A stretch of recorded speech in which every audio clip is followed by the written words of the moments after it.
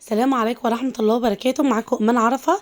إن شاء الله النهاردة على قناتي هقدم لكم الجاتوه الاقتصادي سهل جدا من غير دقيق اسبونش، ممكن تشتريه بتكلفة عالية وهتحضريه بكل سهولة.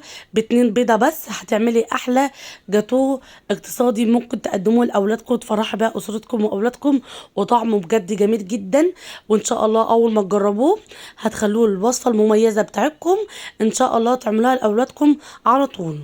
بس اهم حاجه، لو حضرتك جديده معايا في القناه اتمنى تساعديني إن قناتي تكبر وتعملي لي اشتراك وتفعلي معايا جرس التشغيل عشان يوصل له كل فيديو جديد انا بقدمه، وكمان تديني لايك للفيديو وساعديني كمان ان الفيديو يوصل لاكبر عدد من المشاهدين.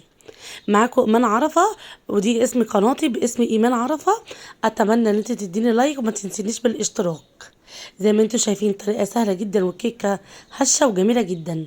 نسمي الله ونصلي على الرسول ونبدأ معاكم وصفتي النهاردة. خليكم معايا للنهاية عشان تعرفوا كل المقادير. هنا معايا كوباية من الدقيق. طبعا الكوباية هنستخدمها في كل المقادير بتاعتنا. معايا كوباية من الدقيق، معايا كيس بيكنج باودر، معايا رشة ملح. بقلب المقادير الجافة دي كلها مع بعض وبسيبهم على جنب لغايه ما احضر الخليط السائل بتاعي. طبعا لازم المكونات بتاعتي تكون بدرجه حراره الغرفه، ما تكونش يعني حطها في التلاجة واطلعها استخدمها. لازم تكون بدرجه حراره الغرفه. كل المقادير بتاعتنا، مش الدقيق بس، مش البيكنج باودر، مش اي حاجه، كل المقادير لازم تكون بدرجه حراره الغرفه. كده انا ضفت الدقيق منخول كويس جدا، دقيق مخصص للحلويات، كوبايه منها من الدقيق على رشه ملح عليها كيس بيكنج باودر.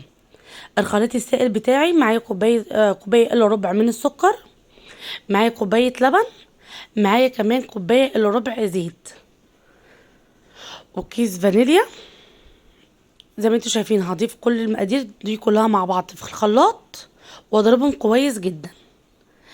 وبعدين كمان هضيف قبل مع الزيت واللبن والفانيليا والسكر، هضيف كمان 3 معالق من الكاكاو.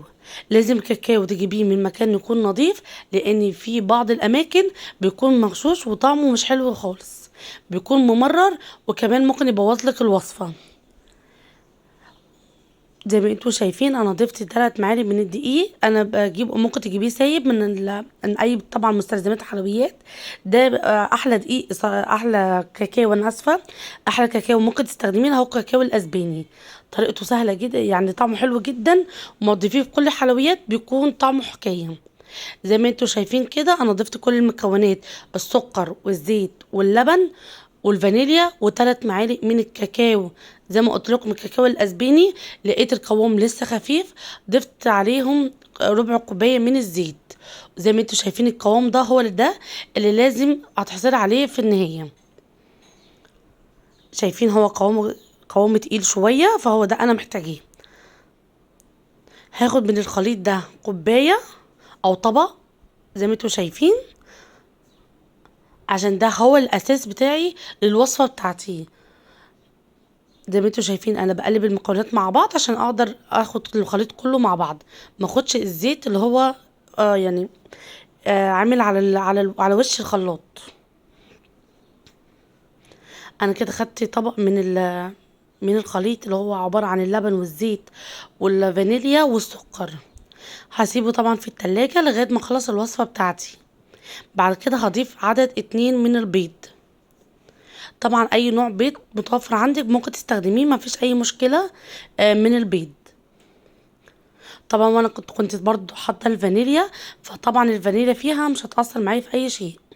وبحط كمان ربع كوبايه ميه مغليه عشان تخلي الكيكه تكون هشه معايا.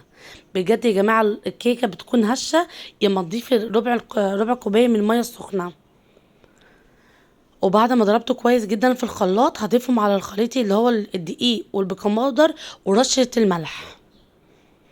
زي ما انتوا شايفين انا هقعد اقلب كويس جدا لغايه ما احصل على القوام المناسب اللي انا محتاجاه، اللي انا اضيفه معايا في الصينيه. زي ما انتوا شايفين انا يعني دخلت كل المكونات مع بعضها، والقوام زي ما انتوا شايفين هوريه لكم. هو القوام ده اللي بينزل على شكل طبقات، هو ده انسب قوام للكيكه، ولا اللي هو الخفيف قوي ولا اللي هو التقيل قوي او تخين. طبعا هنا معايا صينيه دهنيها سمنه، او ممكن تستخدمي زيت، ما فيش اي مشكله، ان هي مش هياخد وقت معايا في الفرن. وبرش على رشه من الدقيق في كل جوانب الصينيه، وببدا ان انا اضيف الخليط بتاعي. وبعد كده ببدا ان انا اخبط اللي على سطح مستقيم الصينيه بتاعتي، وبدخلها على الفرن. طبعا احنا بنولع الفرن قبل ما نبدا باي حاجه، واسخنها على نار هاديه. وبعد كده بظبط الفرن بتاعي على درجه حراره 180، وببدأ ان انا احط الكيكة بتاعتي، بظبط يا دوبك اللي هو 20 دقيقة. وابدأ اطلع الصينية بتاعتي واختبرها بسكينة، او اللي هو العصاية اللي هي المتخصصة للشيش طاووق. في الحالة دي يعني بعد ما اختبر الكيكة، لو طلع معايا عجين ببدأ ان انا اضيفها في الفرن، احطها في الفرن تاني. لو طلعت معايا من غير عجين والكيكة والسكينة نضيفة، كده بتعتبر ان هي استوت. وببدأ ان انا يعني اطلعها وهخليها 5 دقايق لغاية ما تهدى من درجة الحرارة. وبعد كده اقلبها على صينية، على اي حاجة عندك تكون مسطحة. وبعد كده بتبدأي تسيبيها تبرد لغاية ما تحضري الكريم شانتيه. الكريم شانتيه هنا اختياري مش اجباري، ممكن تستغنى عنه، ما فيش اي مشكلة في الوصفة. بس انا بحبيت ان انا ازود الطعم الجاتوه يكون طعمه حلو. زي ما انتم شايفين الكريم شانتيه طبعا سهل جدا وما فيش اي مشكله. عباره عن كوبايه الا ربع ميه متلجه، وبضيف عليها كيس كريم شانتيه، وببدا ان انا اضربه كويس جدا بالمضرب.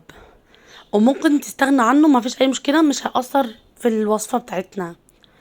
هنا بعد كده ببدا ان انا اضيف الكريم شانتيه، وابدا اوزعه على الكيكه بتاعتي كلها. وزي ما قلت لكم ده اختياري، مش هيأثر على طعم الجاتوه النهارده الاقتصادي اللي احنا عاملينه.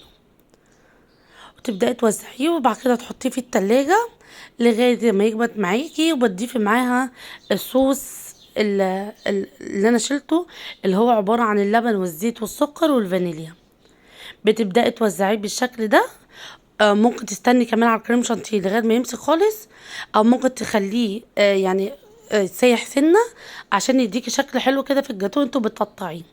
طبعا التقطيع ده بيبقى على حسب الرغبه، لان طبعا احنا بعد ما بنحط الجزء بتاع الشوكولاته اللي هو عاملينه بالكاكاو بنحطه في الفريزر ساعتين، وبنبدا نطلع الصينيه بتاعتنا ونقطعها ونزوقها باي حاجه عندنا.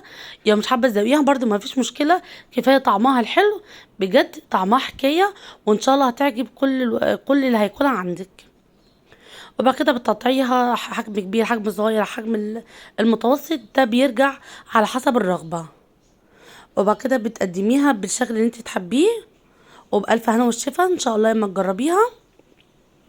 اوعى تنسي الاشتراك معايا على القناه، وتضغطي لي لايك للفيديو عشان يوصل لك كل فيديو جديد انا بقدمه.